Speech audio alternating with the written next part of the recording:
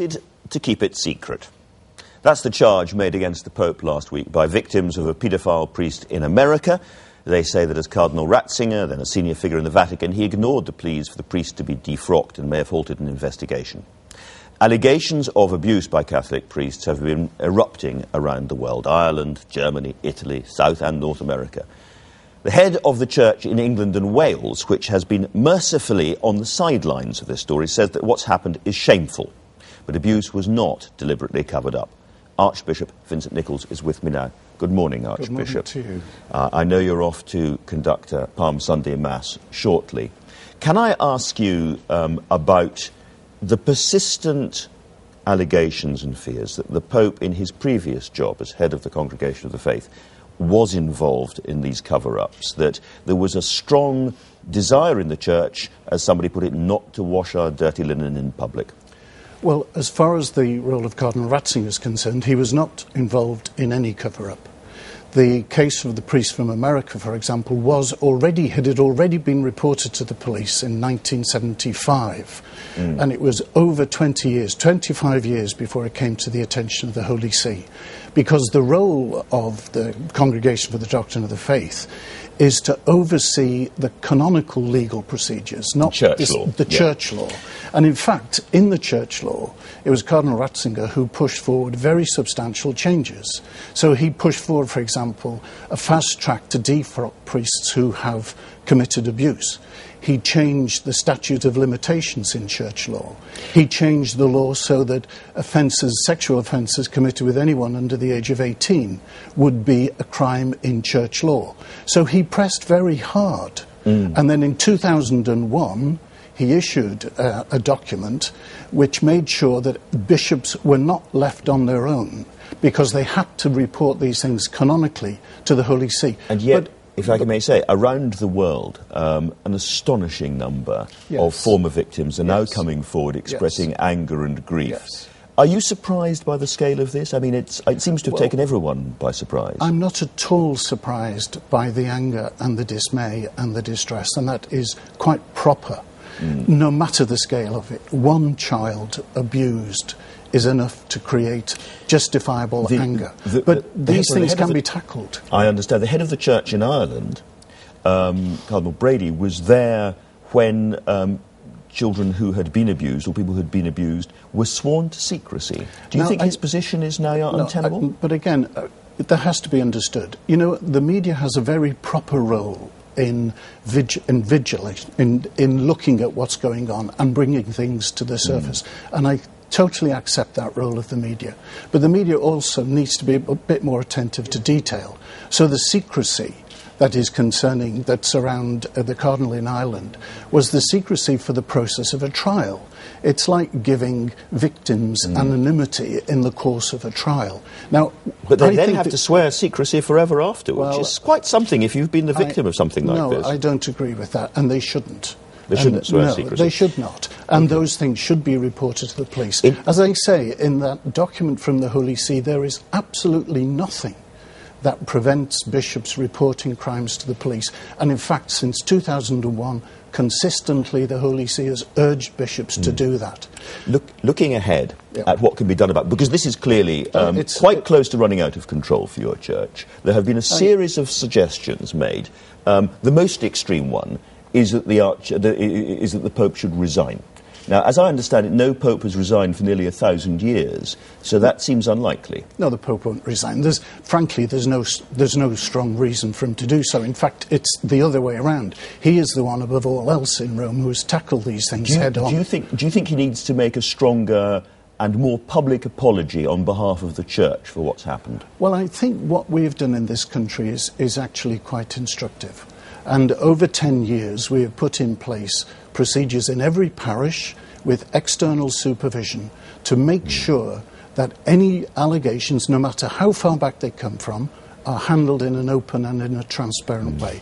And it was Lord Nolan who started off on this track for us. Yes. He who, if you remember, conducted inquiries into well, as I said, in England and Wales, you have been mercifully spared from most of this. No, we haven't. We've had our fair share of abuse, but we've handled it properly. Right. You see, child abuse is probably the most hidden crime. And these things will continue to emerge. But people have to remember that 75% of abuse in this country is within the family. It takes a long time to emerge. Do you think the Pope himself, because that is really who people want to hear from at this point, should make a public apology or a further statement?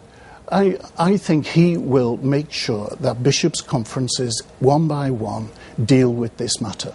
What we have learned is two things. One is you must put the interests of the child first. In English law, it's called the paramountcy principle. That is absolutely right. That must come first. And secondly, there must be procedures which are evident and evidently just in order to win support. There are two lessons. It's a long, hard slog, and it can be done. Possibly a special gathering of bishops to discuss this, do you think? Well, I've not heard of that suggestion. Okay. Let me ask you about some other things. First of all, story we were discussing earlier on in the papers, Anglican leaders in particular arguing that Christians in this country are close to being treated in a sort of slightly abusive way, that they're being pushed aside by politics and not taken properly seriously, whether because people are stopped from wearing crosses at work or because some of the new proposals on sex education in schools. What's your reaction?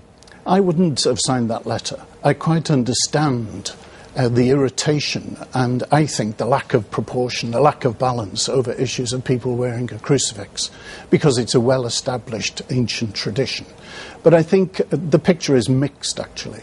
For example, in the Equalities Bill, there was a definition of employment.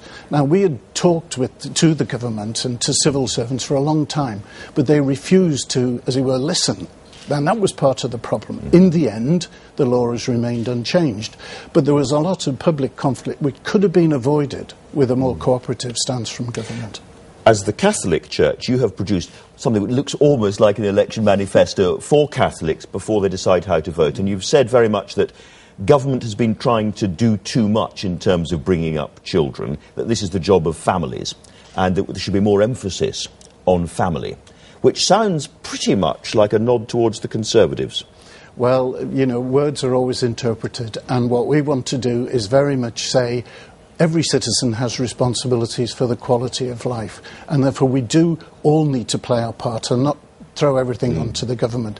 But it's right about the families, and over again we see the evidence to suggest that when there is a marriage at the heart of a family, it is more stable and it is more beneficial to children. And do you think this government has done enough to support the family?